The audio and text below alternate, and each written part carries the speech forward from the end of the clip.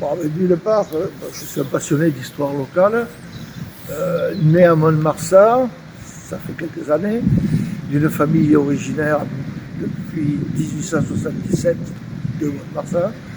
J'ai toujours été intéressé par son histoire et donc pendant toute ma carrière professionnelle, j'ai amassé une documentation un petit peu importante sur le sujet, quelques mètres cubes, et ça m'a permis ensuite d'écrire quelques ouvrages ou quelques articles, puisque en principe tous les mardis dans le Sud-Ouest, dans le journal Sud-Ouest, j'ai une rubrique sur les noms de personnalités landaises ayant donné leur nom à une voie.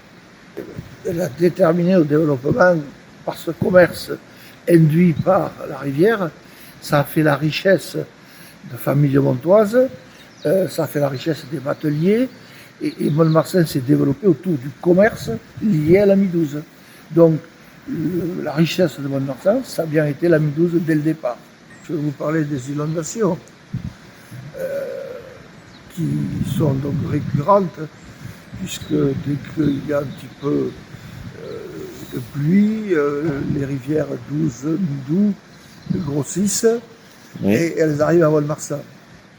Alors, il y a une caractéristique particulière, c'est que le Midou traverse des terrains argileux, donc il prend une couleur jaune, et la Douze traverse des terrains sableux, donc elle est noire.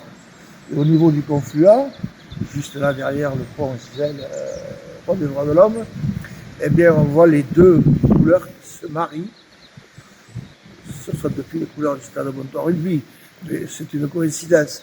Mais les deux rivières ont des couleurs marquées, et ce n'est qu'après ce pont que les eaux se mêlent et continuent donc jusqu'à la Tour.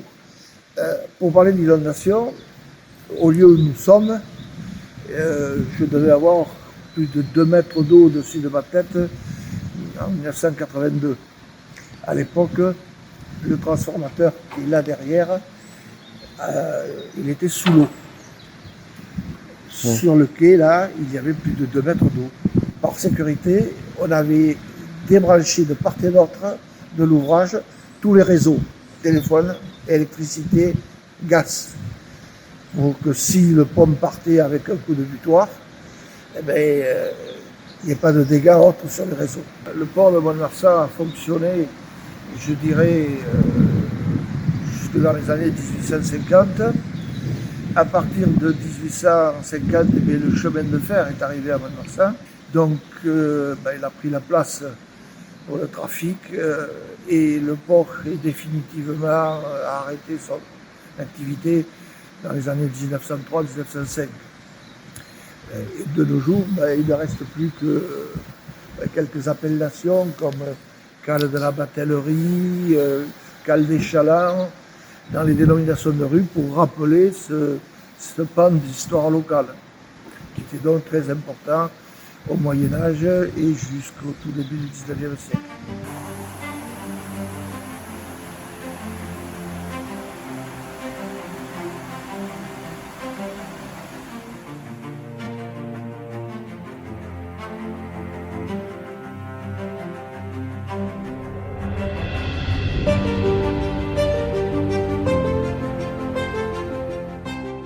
Je n'ai jamais habité au bord de la Midouze, mais mes grands-parents, oui, ils habitaient au Vigneron, une commune qui est située sur Saint-Martin-d'Aunay. Donc ça m'a donné l'occasion d'aller souvent à la Midouze, au bord de la Midouze. Autrefois, la rivière servait à charrier du bois sur des barges tirées par des bœufs. Donc il n'y avait pas d'arbres en bordure de la Midouze et les bœufs passaient par le chemin de halage. Mais il y avait un tunnel qui passait sous la Midouze et qui allait d'une rive à l'autre. Le cours d'eau principal, donc, c'est la Midouze, d'une longueur de 42 km 300, donc une superficie du bassin versant de 1140 km², et alimenté par 4 sous-bassins, l'Estrigon 40 km 500, le Gelouse 30 km 100, le Besse 31 km 800 et le Région 31 400. L'attirance peut être aussi pour les marcheurs qui viennent se renseigner à l'office de tourisme pour venir marcher sur le chemin de halage C'est intéressant puisque d'un côté il y a la Midouze, l'eau, d'autre côté la forêt, un calme plat. Et en plus de ça, on peut rencontrer des animaux sauvages, que ce soit des cerfs, des biches ou des sangliers, et également des papillons, des libellules, voilà, hein, un peu tout ce qu'il y a autour de l'eau.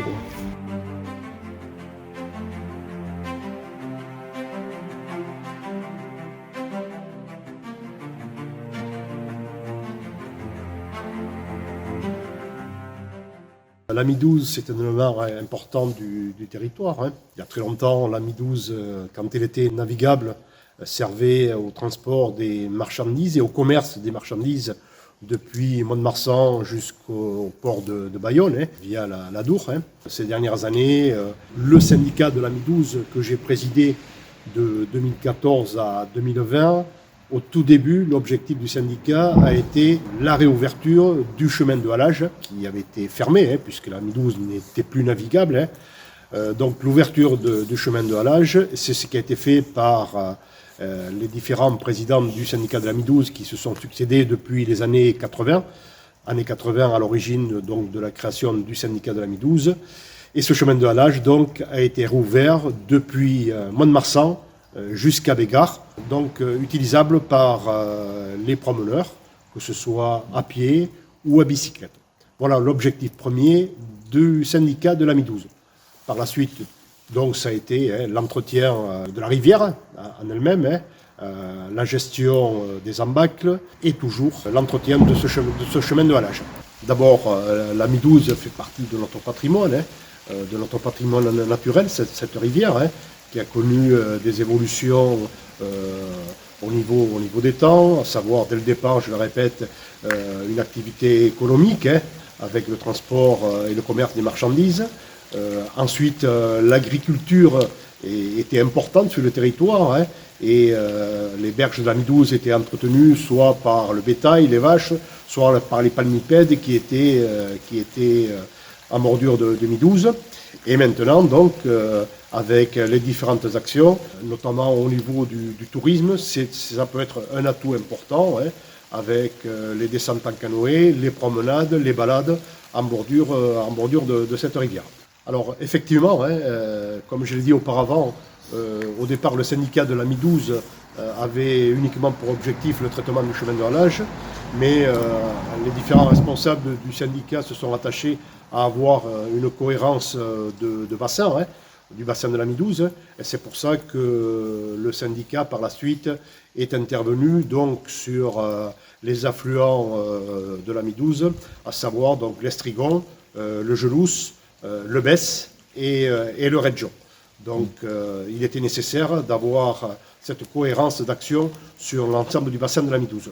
Une fois que le syndicat a traité sur la rivière l'enlèvement de tous les embâcles, il y a eu la possibilité pour le club de canoë de Mont-de-Marsan d'effectuer des descentes de la Midouze depuis Mont-de-Marsan jusqu'à Tartas, tout récemment donc, avec des aménagements qui ont été faits justement pour l'accès à ces canoës. L'Office de tourisme du Pays Tarusat, en collaboration donc avec le club de canoë de Mont-de-Marsan, organise tout l'été des descentes, surtout depuis ici Saint-Yaguen jusqu'à Tartas. C'est très prisé par le public, ces descentes, c'est un moment de découvrir la rivière, de découvrir son environnement et de passer l'été un peu sur la fraîcheur de la rivière.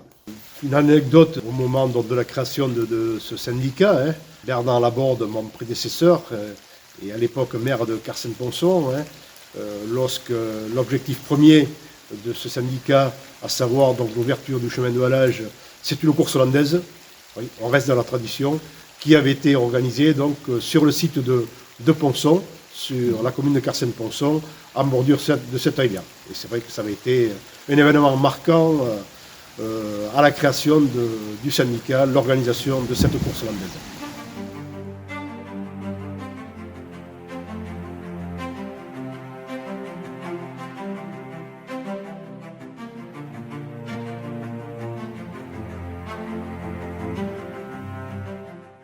on est arrivé ici, nous on ne savait pas que c'était inondable. On a été surpris la première fois de voir la rivière monter comme ça.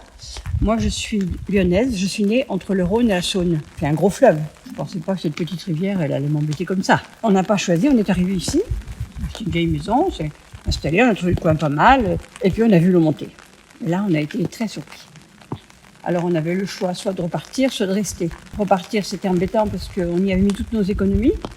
Et on s'est dit on va rester. Alors on s'est arrangé pour tenir le choc. Je ne pensais pas qu'on en aurait autant, parce que c'est la 60e celle-ci pour moi. Bon, celle-ci elle est normale, il y en a des beaucoup plus grosses. Hein. Il y en a qui arrivent, l'eau arrive presque jusqu'au bastard. On s'est organisé, on a acheté du matériel, on a acheté des waders, Moi je ne suis pas en bateau, hein. Je ne suis pas piloter un bateau, et puis je trouve que c'est très dangereux.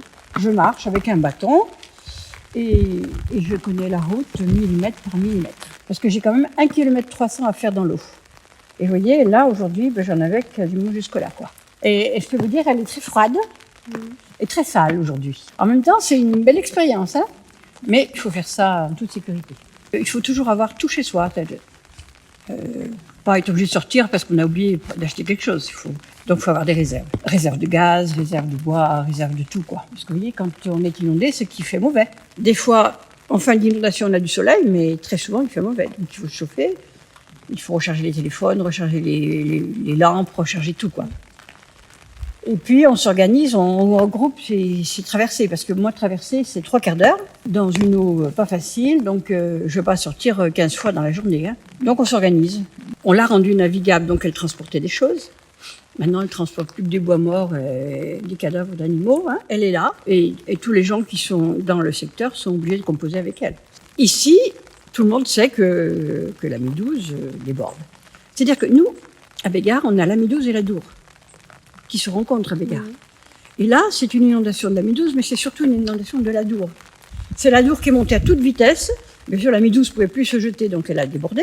Mais il y a un petit ruisseau plus loin qui s'appelle le Crestian. Il remontait à l'envers hier. Oui, c'est parce que la Dour était tellement haut ça faisait remonter le courant dans l'autre sens. Donc, ces deux rivières, elles sont là. C'est pas qu'elles apportent quelque chose sur le plan économique, c'est que les humains qui sont malins, ils essayent d'en tirer quelque chose. C'est tout. Mais c'est une contrainte. C'est une contrainte. Il aurait fallu demander, par exemple, aux élus qui sont ici, à plein de gens, on est obligé d'en tenir compte. Autrefois, cette zone où j'habite, là, elle était très prisée. L'eau, elle monte doucement ici. C'est pas comme dans le sud-est où elle arrive comme une folle. Elle monte doucement. Donc, elle apporte du limon. Donc, les terres sont très fertiles. C'est pour ça que les gens aiment bien s'y installer. Mais en échange, voilà. Ils étaient dans l'eau. Moi, quand je traverse, je pense que je suis une des personnes qui connaît le mieux le coin.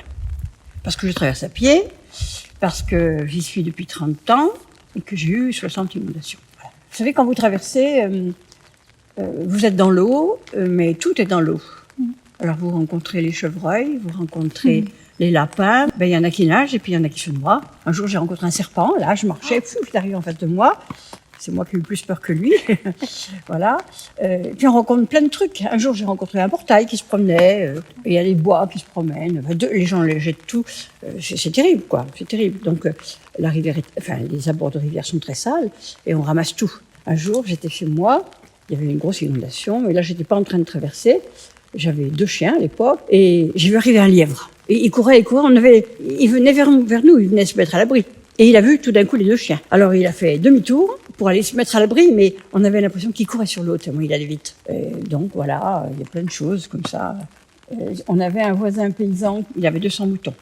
Les moutons, ils étaient dans l'eau, bien sûr. Hein. Mais lui, il traversait et il leur portait du foin sec tous les jours. Il avait un grand tracteur très haut comme en Charente, vous savez. Un jour, il s'est foutu sur le fossé, il est resté 8 jours dans le fossé. C'est vite fait. C'est une autre façon de vivre. Il est vrai que quand on est dans une situation comme ça, on devient ce que j'appelle des Iliens. C'est-à-dire qu'on prend une autre mentalité, puisqu'on est sur notre île, on est sur une île, quoi. Hein. On ne peut pas sortir de là. Résultat, on prend des habitudes qui ne sont pas les mêmes habitudes que ceux qui sont dehors. Et moi, il y a ceux qui sont de l'autre côté et ceux qui sont dedans. Il n'y a que 3 maisons dedans. On avait un vieux J7, c'est un vieux petit camion là pour faire les travaux.